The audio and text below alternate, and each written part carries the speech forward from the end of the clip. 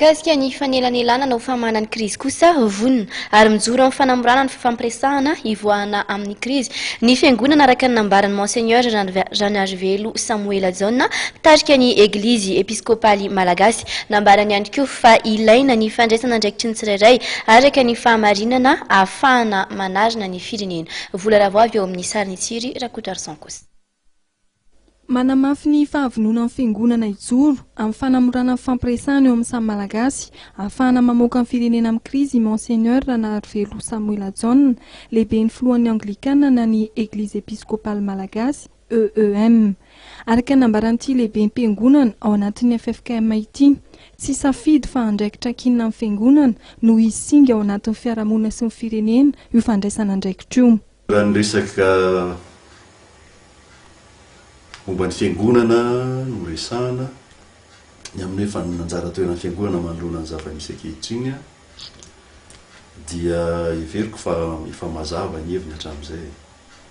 Voalohany indrindra dia takany singa rehetra atao anatin'ny firenena dia mananjara sy andraikitra ngezabe ny fiangonana ary ny kristianina ihany koa tsiraray ao anatin'izay zay mandrafitra an'izany fiangonana izany dia iverina fa tokony hatsiaro izay tsy andraikitra masina sy goavana izay dia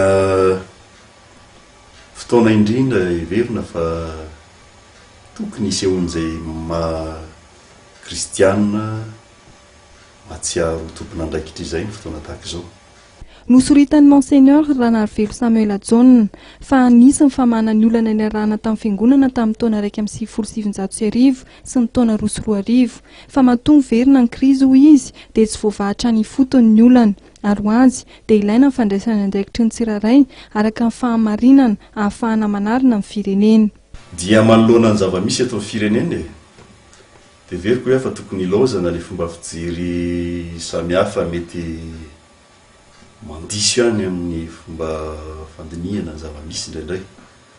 Hoe misy ny olana tamin'ny taona isan-karazany fandimidimy dia nandray andraikitra ny fiangonana dia reny aloha ekena fa ao ny fandresen-dahatra izay foana ny zava-misy aloha ary io ny andraikitra mivantana.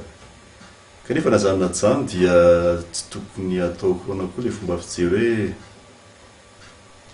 tovi-daholo ny zava-rehetra mitranga fa io dia miankina mitranga misy ary amin'izao fotoana dia avintsika izao dia tranga manokana mihitsy izay ataoko hoe miainana izay nandritra ny fataona ka ataoko farariny sitsiny raha mamatsiaro izay ndraikin'izay koa fiangonana ka hiezaka hitondrany hoe ahoana indray ara zany ame tsodalana fomba fijery vaovao hoe tokony hitondrana ny fametrahana vahaolana eto amin'ny firenena. Ny zava-dehibe tsy azo sarana ny fiangonana dia izao amin'ny mampaminany azy amin'ny mahirak'Andriamanitra ny fiangonana eto amin'izao tontolo izao dia manana an'izay afatra tandrify azy zay koa ny fiangonana. Dia veriko fa ao anatin'izany ny fibebahana, fifamelana, fanajana ny rariny sy mihitsy ny fiainana amin'ny fahamarinana ary zava-dehibe indrindra moa dia misy ny fihavanana sy ny fampevahana amin'ny firenena. Ka ninon'inona resaka mety hoe voizina etsero dia veriko fa mamaritra mazava tsara ny anjara toeran'ny fiangonana ireo hevitra samihafa sy foto-kevitra ireo. Ary raha manao ny asany ange ny fiangonana dia tsindriana foana moa hoe vokatra efa mahalin'ny antson'Andriamanitra izay mahatonga azy hanao ny asa fa tsy hoe voateriny avy asa na voateriny avy aloha dia tsy maintsy hanao an'ity. Izay zany ny tsara mazava ihany koa izay mba ilana hoe amin'ny fandikana vilana samihafa tsy fotoana izany intsony izao raha ny marina.